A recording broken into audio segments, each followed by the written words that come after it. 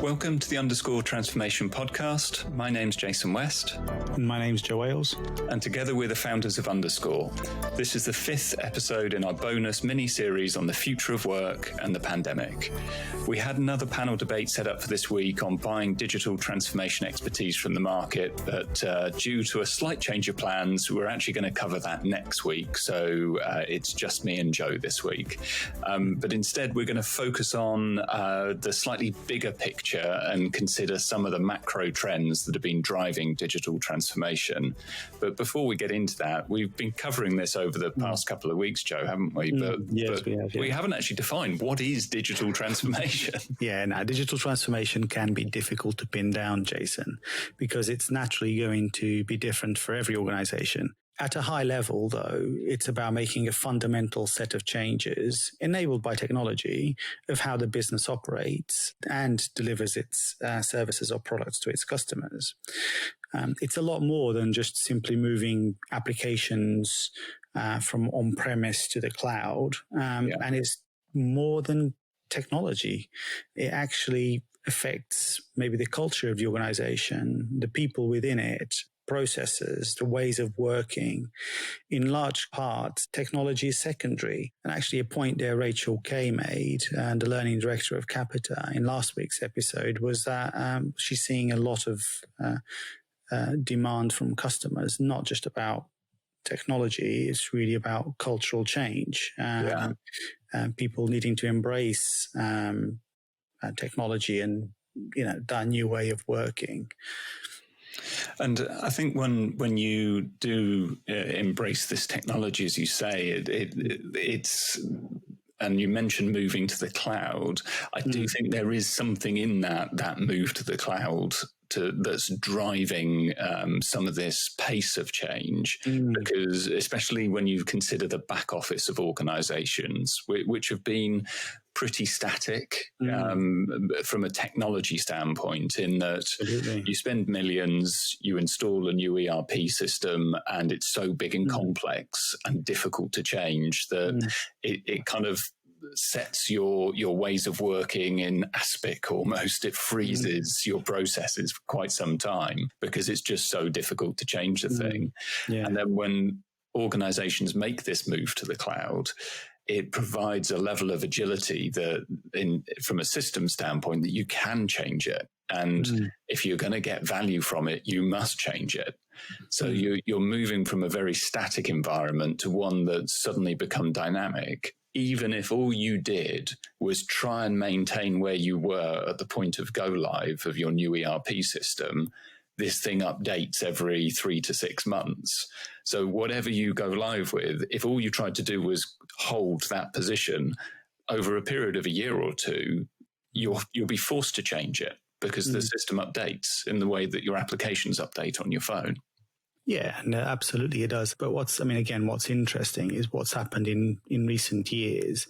If we compare the consumer world to the enterprise world, consumer world is far more sophisticated. And I think the enterprise world has jumped, leaps and bounds actually in recent years to catch up with some of the user experience, for instance, that we haven't in everyday life. And naturally, I think technology service providers will be putting more and more R&D into their products. So we are going to see, to your point, software getting updated every 3 months. And actually, with some sort of technology vendors, do minor updates every week.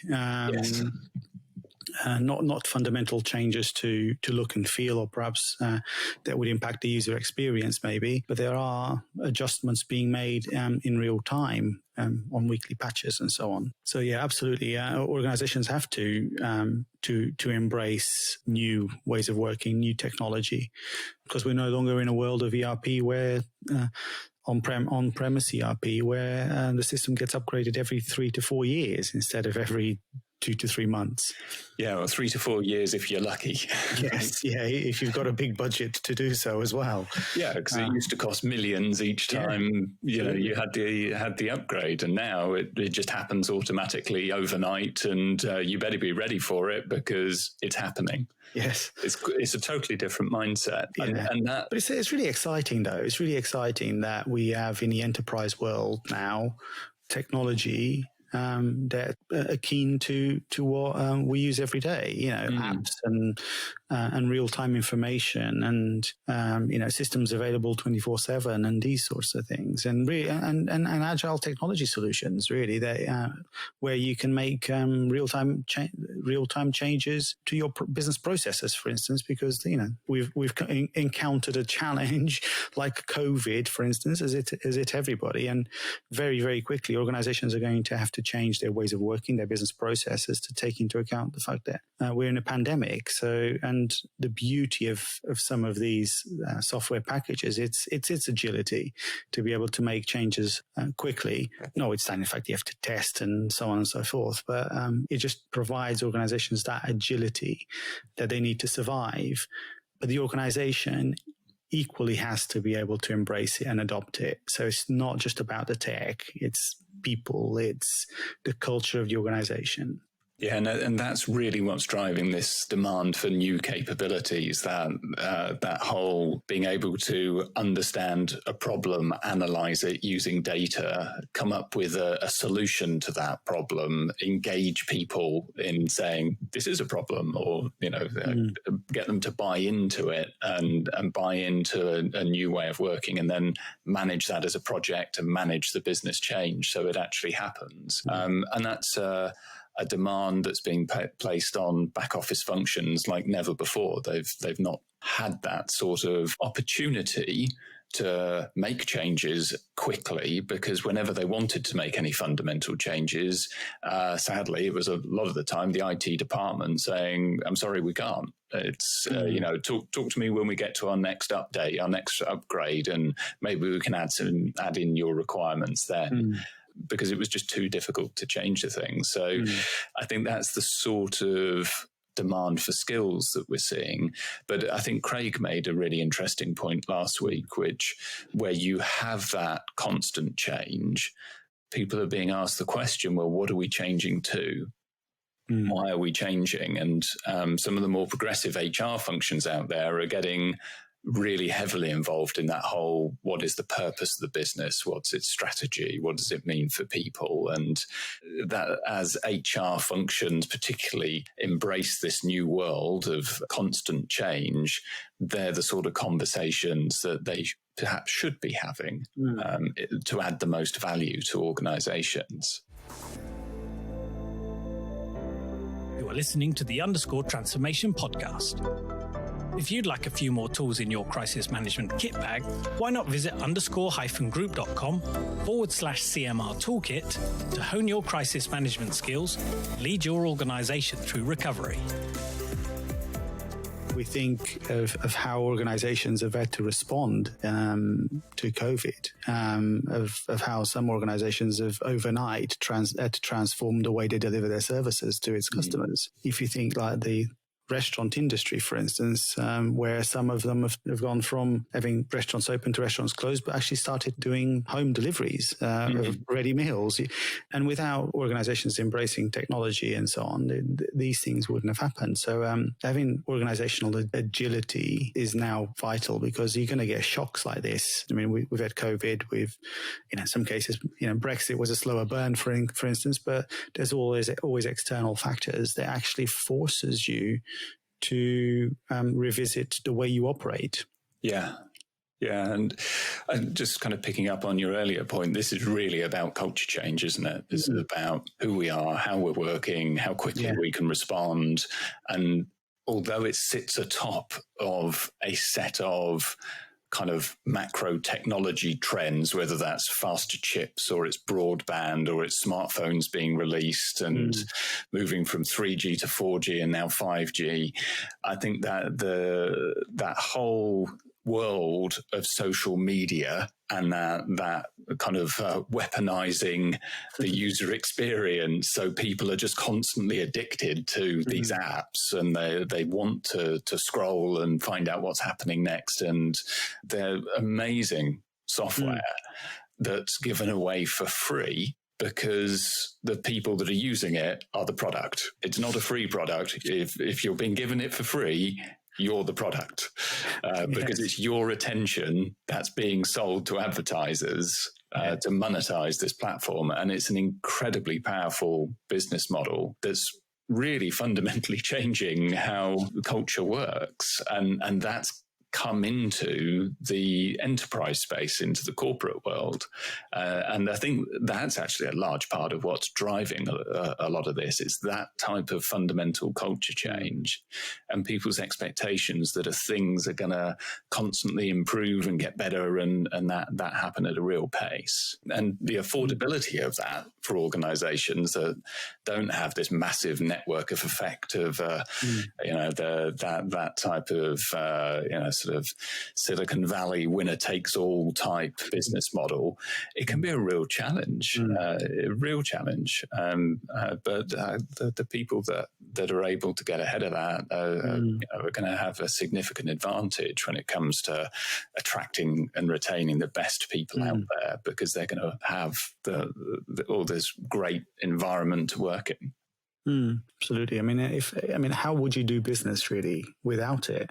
If we're just thinking in terms of what we're experiencing now in the middle of this pandemic, where everything is being done remotely, everyone's working from home, how else would you drive your business without technology at the heart of it? It'd be impossible. I mean, organizations that haven't embraced technology have struggled to embrace it.